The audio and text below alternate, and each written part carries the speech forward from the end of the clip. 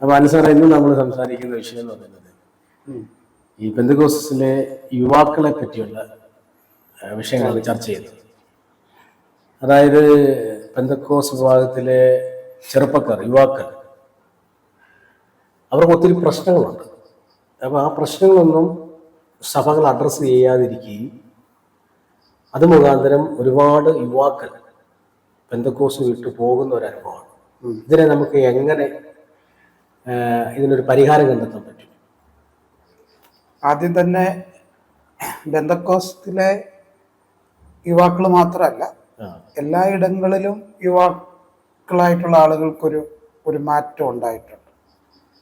അത് ആധുനിക സമൂഹം രൂപപ്പെട്ടതിൻ്റെ ഭാഗമായിട്ട് വന്നൊരു മാറ്റമാണ്. മതഗ്രന്ഥങ്ങൾക്കൊന്നും കുട്ടികളെ ഡിസിപ്ലിൻ ചെയ്ത് നിർത്താൻ പറ്റാത്ത ഒരു കാലഘട്ടത്തിലേക്കാണ് കാര്യങ്ങൾ പോകുന്നത്. എന്നാൽ ചിലയിടങ്ങളിൽ മതഗ്രന്ഥങ്ങൾ കൊണ്ട് തന്നെ കുട്ടികളെ ഡിസിപ്ലിൻ ചെയ്ത് കൊണ്ടുപോകുന്നുണ്ട്. അപ്പോൾ അതിൻ്റെ സംവിധാനങ്ങളൊക്കെ വളരെ വളരെ വളരെ നല്ല സംവിധാനങ്ങളാണ് അവർക്കുള്ളത്. ഇപ്പം ഞങ്ങളുടെ അടുത്തുള്ള അമ്പലവുമായി ബന്ധപ്പെട്ടൊരു സംസ്കാരം ഞങ്ങളുടെ വീടിനടുത്തുള്ള, അപ്പോൾ എനിക്ക് അത്രയും അടുത്തറിയാവുന്നതുകൊണ്ടാണ് ഞാനത് ഉദാഹരണമായിട്ട് പറയുന്നത്. അപ്പോൾ അവിടെ കൃത്യമായ റിലീജിയസ് കാര്യങ്ങളും സെക്കുലർ കാര്യങ്ങളും ഒരുപോലെ കൊണ്ടുപോകാൻ അവർക്ക് സാധിക്കുന്നുണ്ട്. അമ്പലമുണ്ട്, അമ്പലത്തിനോട് ചേർന്ന് തന്നെ കുട്ടികൾക്ക് പ്രോഗ്രാംസുകൾ നടത്താനുള്ള വേദിയുണ്ട്. അതുപോലെ തന്നെ അമ്പലത്തിലെ പ്രോഗ്രാമുകൾ അവിടെ നടക്കും, അതുപോലെ തന്നെ സെക്യുലർ ആയിട്ടുള്ള പ്രോഗ്രാമുകൾ അവിടെ നടക്കുന്നുണ്ട്. അതുപോലെ തന്നെ അമ്പലത്തിനോട് ചേർന്ന് ഒരു 200-300 മീറ്റർ മാറി അപ്പുറത്തൊരു വായനശാലയുണ്ട്. അപ്പോൾ ഈ വായനശാലയെ ചുറ്റിപ്പറ്റിയാണ് ആ കുട്ടികളുടെ ഒരു ഭൗതിക വളർച്ച അവർ കൃത്യമായിട്ട് കൊണ്ടുപോകുന്നു. അവിടെ വായനശാലയുണ്ട്, അവിടെ നിന്ന് കുട്ടികളൊക്കെ പുസ്തകങ്ങൾ കൊണ്ടുപോകാനുള്ള അനുവാദമുണ്ട്. വായനശാല എല്ലാ പ്രധാനപ്പെട്ട ദിവസങ്ങളിലും, ഇപ്പോൾ ടീച്ചേഴ്സ് ഡേ ആവാം, അതുപോലെ തന്നെ വായനാ ദിനമാകാം, അങ്ങനെ ഒത്തിരി ദിവസങ്ങൾ, ആ ദിവസങ്ങളിലെല്ലാം തന്നെ ഈ കുട്ടികളെ ഒരുമിപ്പിക്കാൻ അവർ ശ്രമിക്കാറുണ്ട്. തന്നെയുമല്ല, ഈ കലാകായിക വിനോദങ്ങളുമായി ബന്ധപ്പെട്ട്, ഇപ്പം ഞാനിത് പറയുന്നത് എന്തുകൊണ്ടാണെന്ന് ചോദിച്ചാൽ, ഈ കലയും സാഹിത്യവും മതവും എല്ലാം ഒരേപോലെ അവർക്ക് കൊണ്ടുപോകാൻ കഴിയുന്നുണ്ട്. അവിടെ തന്നെ ഒരു പഴയ ബിൽഡിംഗ് ഉണ്ട്. ആ പഴയ ബിൽഡിങ് ഈ കുട്ടികൾക്ക് നൃത്ത പരിശീലനത്തിനുള്ള ഒരു വേദി കൂടിയാണ്. നൃത്തം മാത്രമല്ല, കരാട്ടെ പോലെയുള്ള ആ രീതിയിലുള്ള ആ ആർട്സുകളെല്ലാം തന്നെ അവിടെ കൃത്യമായിട്ട് കുട്ടികളെ പരിശീലിപ്പിക്കുന്നുണ്ട്. അപ്പോൾ കുട്ടികൾ അവർ വളരെ ആക്റ്റീവായിട്ട് അതുമായി ബന്ധപ്പെട്ട് ഇൻവോൾവ് ആയിട്ട് നിൽക്കുന്നതുകൊണ്ട് തന്നെ ഈ ഞാൻ നേരത്തെ പറഞ്ഞ പോലെ സെക്കുലർ വേൾഡും സ്പിരിച്വൽ വേൾഡും തമ്മിലുള്ള കോൺഫ്ലിക്റ്റ് ആ കുട്ടികളെ ബാധിക്കുന്നില്ല. ഇനി പെന്തക്കോസ്തിലേക്ക് വരുമ്പോൾ സെക്കുലർ വേൾഡും സ്പിരിച്വൽ വേൾഡും രണ്ട് അറ്റത്താണ് നിൽക്കുന്നത്. അതെ അതെ, രണ്ടും കൂടെ ചേരുന്നു. ഒരു പയ്യൻ അല്ലെ ഒരു പെൺകുട്ടി, ഒരു ആൺകുട്ടി സെക്കുലർ വേൾഡിലോട്ട് പോവുകയാണെങ്കിൽ അതുവഴി പൊക്കോട്ടെന്നാണ് പറയുന്നത്. സ്പിരിച്വൽ വേൾഡിൽ നിൽക്കുന്നവർക്ക് മാത്രമേ ഇവിടെ നിൽക്കാൻ പറ്റത്തുള്ളൂ എന്നാണ് പറയുന്നത്. പിന്നെ സ്പിരിച്വൽ വേൾഡ് എന്നൊരു വേൾഡൊന്നും ഉണ്ടെന്ന് എനിക്ക് തോന്നുന്നില്ല. സ്പിരിച്വൽ വേൾഡ് അങ്ങനെയാണ് ഈ ആകാശത്തിലൊക്കെ നമ്മളിങ്ങനെ പറന്ന് നടന്ന് ജീവിക്കണം. ഭൂമിയിലുള്ള ഒരു മനുഷ്യരുമായി ബന്ധമില്ലാതെ ജീവിക്കുന്ന ഒരു ജീവിതമാണ് ശരിക്കും ഈ സ്പിരിച്വൽ റിലം എന്നൊക്കെ പറയുന്നത്. എപ്പോഴും ചില ആളുകളിൽ എപ്പോഴും ഇങ്ങനെ ഭയങ്കര സ്പിരിച്വൽ ആയിരിക്കും. അവരിങ്ങനെ തങ്ങളോട് തന്നെ സംസാരിച്ചുകൊണ്ടിരിക്കും, വേറൊരാളോടും അധികം സംസാരിക്കാറില്ല. വേറൊരാൾ സംസാരിച്ചാൽ ഉത്തരം, എന്തിനു ചോദിച്ചാൽ പോലും ഉത്തരം കൊടുക്കാറില്ല. അവർക്ക് കേൾക്കാൻ കൂടെ മനസ്സിലായി. അപ്പൊ ഇവിടെ പെന്തക്കോസ്തിനകത്ത് സംഭവിക്കുന്നൊരു കാര്യം, ഈ സെക്കുലർ എന്ന് പറയുന്നത് ഡിഫൈൻ ചെയ്തിരിക്കുന്നത് പാപത്തിന്റെ ഒക്കെ ഒരു പട്ടികയിലാണ്. പാപികൾ പാപമാണ്. പെന്തക്കോസ്തിന് പുറത്തുള്ളതെല്ലാം പെന്തക്കോസ്തിന് പുറത്തെല്ലാം ഉള്ളതെല്ലാം പാപമാണ്. പണ്ട് ഈ TV ഒക്കെ പെന്തക്കോസ്തിന് പുറത്തായിരുന്നു. കുറെ കഴിഞ്ഞപ്പോൾ TV പെന്തക്കോസ്തിന് അകത്തായി. സിനിമ നേരത്തെ പുറത്തായിരുന്നു. സിനിമയും കൂടെ ടിവിയുടെ കൂടെ സിനിമയും കൂടെ വന്നു. അപ്പം അതിനകത്തായപ്പം കുറച്ചുകൂടെ പ്രൈവറ്റായി. അപ്പൊ ഈ വിശുദ്ധി എന്ന് പറയുന്നത് പുറത്ത് കാണിക്കാനുള്ള ഒരു അഭിനയ ഇടമായി മാറുകയും ഈ ഇവര് ഈ ബന്ധക്കോസ്തരായിട്ടുള്ള ആളുകൾ പാപം എന്ന് പറയുന്ന പല കാര്യങ്ങളും വീടിനകത്ത് പ്രോത്സാഹിപ്പിച്ചാൽ കുഴപ്പമില്ല എന്നൊരു രീതിയിലേക്ക് കാര്യങ്ങൾ മാറി. കാരണം നമ്മൾ നേരത്തെ പറഞ്ഞത് ഇത് വിട്ടിപ്പെട്ടിയാണ്, സാത്താന്റെ പെട്ടിയാണെന്നാണ് പണ്ട് പറഞ്ഞത്. അപ്പൊ ഈ സാത്താന്റെ പെട്ടി ഇപ്പൊ നമ്മുടെ വീടിന്റെ ഫ്രണ്ടിലാണ് വെച്ചിരിക്കുന്നത്. അപ്പോഴാണ് പവർ വിഷൻ വരുന്നത്. അപ്പോഴാണ് അതിനകത്താണ് പവർ വിഷൻ. ഈ സാത്താന്റെ പെട്ടിക്കകത്താണ് പവർ വിഷൻ.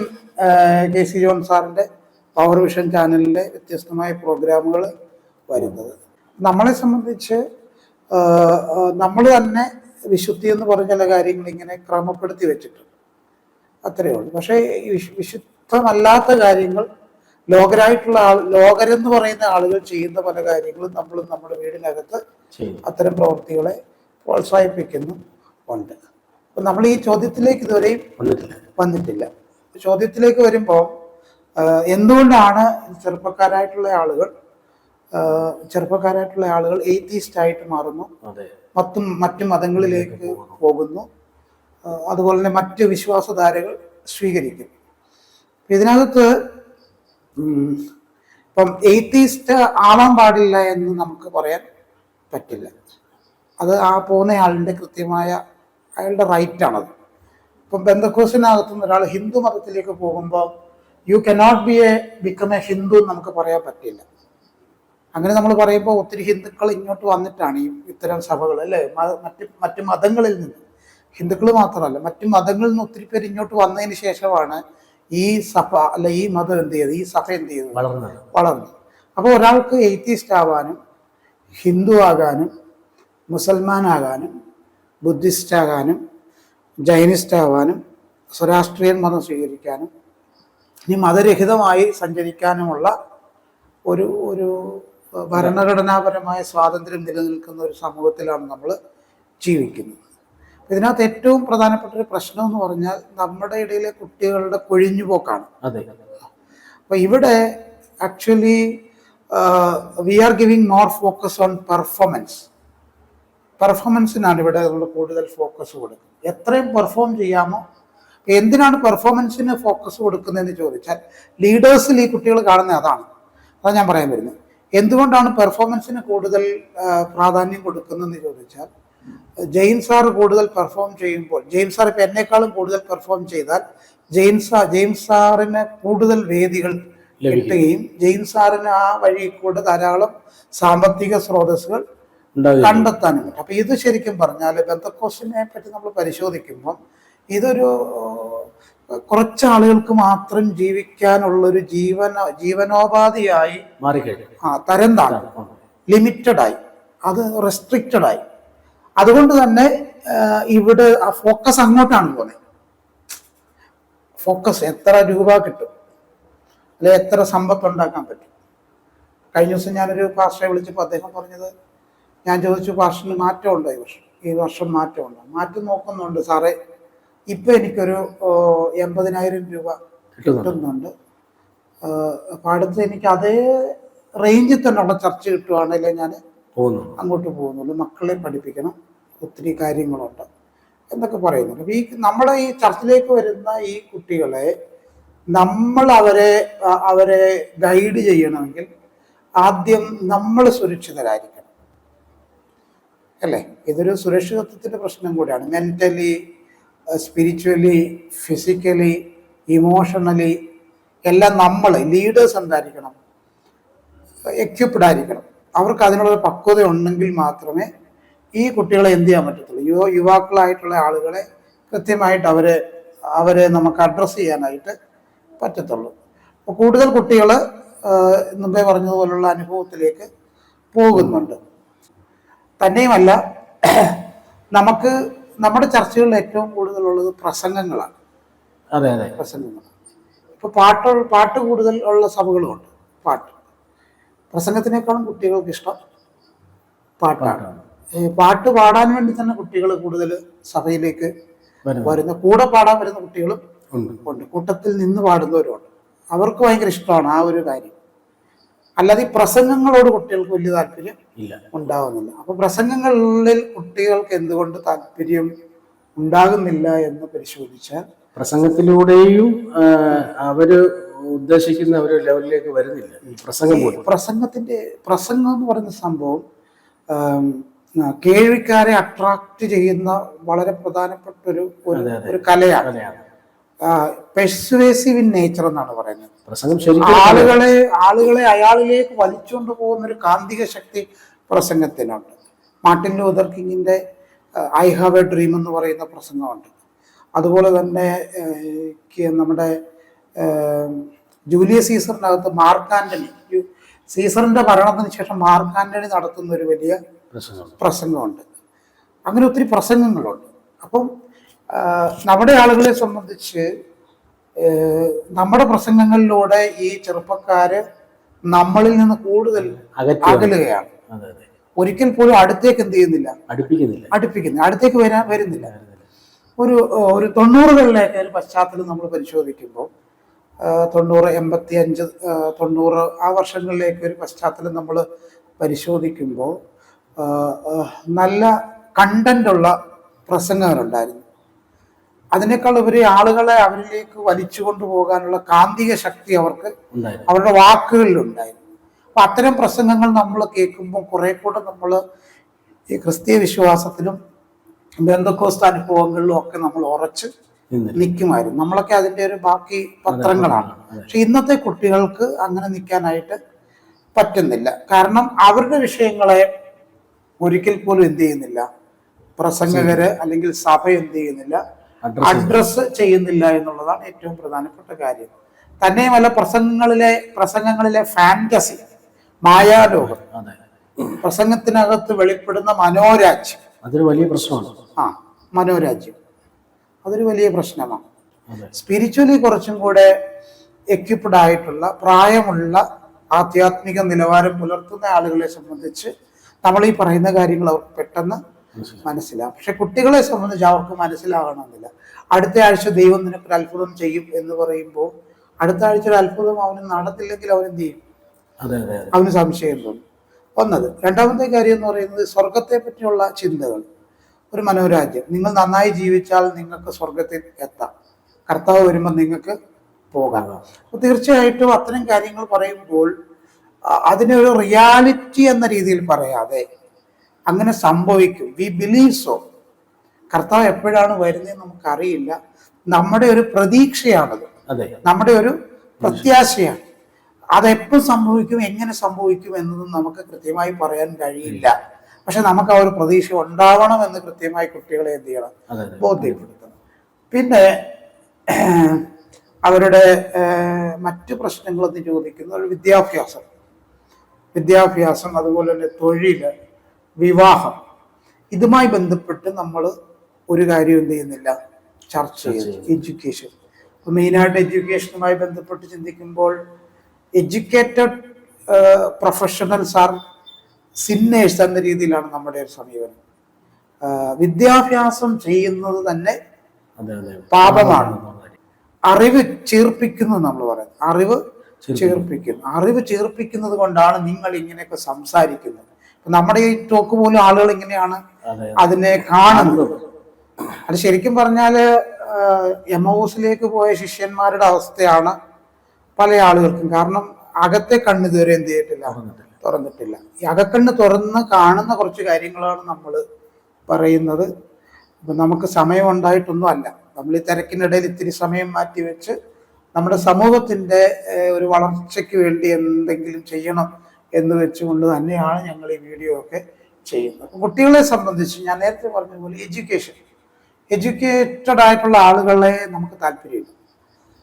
ഒരു ഉദാഹരണം പറഞ്ഞാൽ, പാസ്റ്റേഴ്സ് ആണല്ലോ നമ്മുടെ മെയിൻ ആളുകൾ. സോ നമ്മൾ പാസ്റ്റേഴ്സിൻ്റെ റിക്രൂട്ട്മെന്റ് നടക്കുമ്പോൾ ഡിഗ്രി കഴിഞ്ഞൊരാൾ വരിക എന്നിരിക്കട്ടെ, these leaders will never accept him. ഇപ്പം ലീഡർ ഒരു 8ാം ക്ലാസ് അല്ലെ 10ാം ക്ലാസ്സുകാരനാണെന്നിരിക്കട്ടെ, അയാൾക്ക് ഒരിക്കലും ഒരു +2കാരനെ അഫോർഡ് ചെയ്യാൻ പറ്റത്തില്ല. കാരണം അദ്ദേഹത്തിന് അറിയാം, കാരണം ഈ എഡ്യൂക്കേഷൻ ബ്രിങ്സ് ഫ്രീഡം. എഡ്യൂക്കേഷനകത്ത് എന്തുണ്ട്, സ്വാതന്ത്ര്യമുണ്ട്. അപ്പൊ എഡ്യൂക്കേറ്റഡ് ആയിട്ടുള്ള ആളുകളെ സംബന്ധിച്ച് അവർക്ക് കൃത്യമായ കാര്യങ്ങളെ പറ്റിയുള്ള ബോധ്യമുണ്ടെന്ന് അറിയാവുന്നത് കൊണ്ട് തന്നെ നമ്മുടെ ലീഡേഴ്സ് അങ്ങനെയുള്ള ആളുകൾ എന്ത് ചെയ്യാറില്ല, പ്രോത്സാഹിപ്പിക്കത്തില്ല. ഒന്ന്. രണ്ടാമത്തെ കാര്യം, നമുക്ക് തനതായ സ്ഥാപനങ്ങൾ ഇല്ല. നമുക്ക് സ്കൂളുകളില്ല, കോളേജുകളില്ല. നമ്മളൊരു കുഞ്ഞു കമ്മ്യൂണിറ്റി ഒന്നുമല്ല, അത്യാവശ്യം ആളുള്ള ഒരു കമ്മ്യൂണിറ്റി ആയിട്ട് നമ്മൾ വളർന്നുകൊണ്ടിരിക്കുന്നു. പക്ഷെ നമ്മുടെ കുഞ്ഞുങ്ങൾക്ക് അവർക്ക് എത്താൻ, അല്ല അവരെ കൊണ്ട് അപ്പോയിന്റ് ചെയ്യാൻ നമുക്കൊരു സ്ഥാപനങ്ങളില്ല എന്നുള്ളത് ഒരു വളരെ പ്രധാനപ്പെട്ട ഒരു കാര്യം തന്നെയാണ്. സ്ഥാപനം നടത്താൻ സമ്പത്തുള്ളവരും ഉണ്ട്. ഉണ്ട്, തീർച്ചയായിട്ടും. പക്ഷെ അവരത് ചെയ്യുന്നില്ല. വിവാഹത്തിന്റെ ഒരു വിഷയം പ്രത്യേകിച്ച് ഒരു പ്രധാനപ്പെട്ട വിഷയമാണ് വിവാഹം. അതെ. ആരെ വിവാഹം കഴിക്കും എന്നൊരു കാര്യം ഈ സമൂഹത്തിൽ ഏറ്റവും താഴെ കിടക്കുന്ന ആളുകളെ സംബന്ധിച്ച് ആൺകുട്ടികളുടെ വിവാഹം പിന്നെയും നടക്കുന്നുണ്ട്. പെൺകുട്ടികളെ സംബന്ധിച്ച് 35-40 വയസ്സായിട്ടും വിവാഹം നടക്കാത്ത ഒത്തിരി പെൺകുഞ്ഞുങ്ങൾ ഇപ്പോഴും ഉണ്ട്. വിവാഹം നടക്കാത്തത് കൊണ്ട് ആത്മഹത്യ ചെയ്ത 40-45 വയസ്സൊക്കെ ആയതിനു ശേഷം ഒരു സ്വയം പര്യാപ്തതയിലേക്ക് ഒരു കുടുംബജീവിതത്തിലേക്ക് എത്താൻ കഴിയാത്തത് കൊണ്ട്, എന്നാൽ ഓടിപ്പോകാനും പറ്റില്ല, എന്നാൽ ഒരാളെ ചൂസ് ചെയ്യാനും പറ്റില്ല. അങ്ങനെ ജീവിതം തന്നെ നശിപ്പിച്ച ആളുകൾ നമ്മുടെ ഇടയിൽ ഉണ്ട്. അപ്പം ഈ ശരിക്കും ഒരു ഇൻസെക്യൂരിറ്റി യുവതികൾ ഫീൽ ചെയ്യുന്നു. They are not secure in Pentecost. അപ്പൊ അവർ നോക്കുമ്പം അവർക്ക് മനസ്സിലാവുന്നൊരു കാര്യം, ഇത് മറ്റാർക്കോ വേണ്ടിയുള്ള ഒരു ഇടമാണ്. This is not our space.